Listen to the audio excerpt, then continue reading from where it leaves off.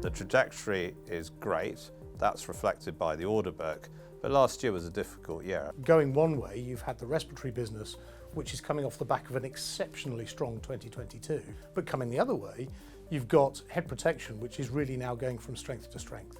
We spent the last 9 months strengthening the business, and it did need a bit of change in order to create the right platform for future growth.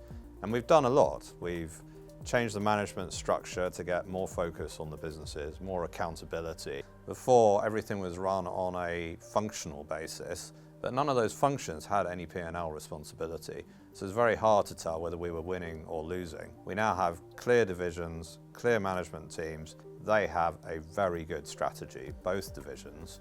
They are focused on delivering that strategy. Where we have seen great progress, it's not a complete surprise to people, but rather they understand completely why the actions that they were tasked with delivering, and in fact in many cases they tasked themselves with delivering, are now starting to bear fruit. So people are now feeling far more ownership of the success, which is perfect. I see pace increasing, I think people are happier, we're getting more output out of the organisation, and ultimately that will all feed through into the financial results. Well, overall the defence market's a great place to be. The current geopolitical conflicts are driving increased demand. We're certainly seeing that on helmets. I think in the medium term we'll also see it coming through on respiratory.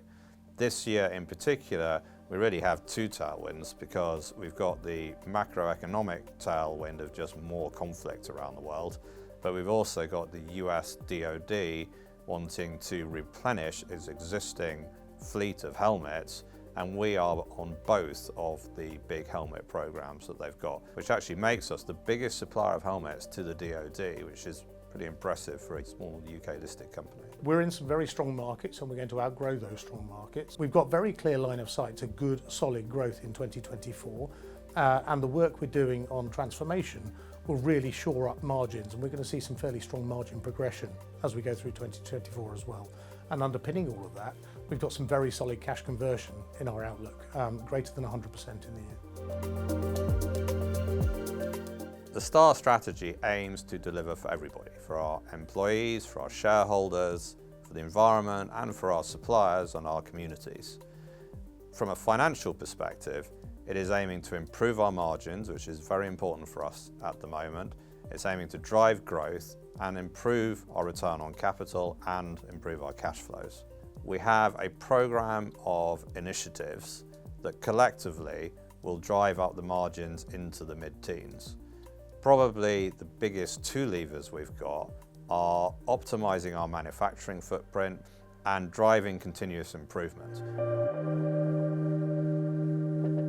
Advance is all about driving medium-term growth. The Revolutionise programs is a longer cycle play. That's things that we're investing in now that we would expect to generate revenue in 4 or 5 or even 6 years' time. We've freed up some real innovation creativity. We're getting much more focus on real programs with defined end markets, and we're getting the engineers to focus exclusively on those projects to drive them much faster than they were, and that's what is really exciting me about our future.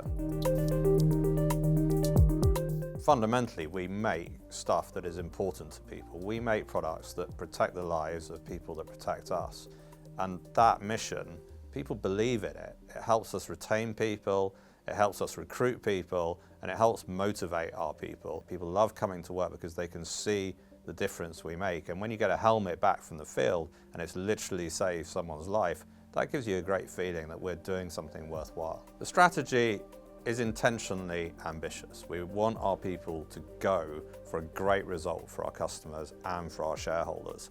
And if we're going to achieve that, we need a culture that is supportive of that aim. One of the things that the values supports is speed of decision making and agility. We feel we can remove quite a lot of the bureaucracy because we can rely on people to follow our values rather than having lots and lots of policies and procedures and approval levels. We want to remove a lot of the sand in the wheels that other organisations have, and we can do that by having a clear set of values that we can rely on people to follow. For example, we want to take risks, but we want to carefully manage those risks because that's how we're going to win in the markets that we play in.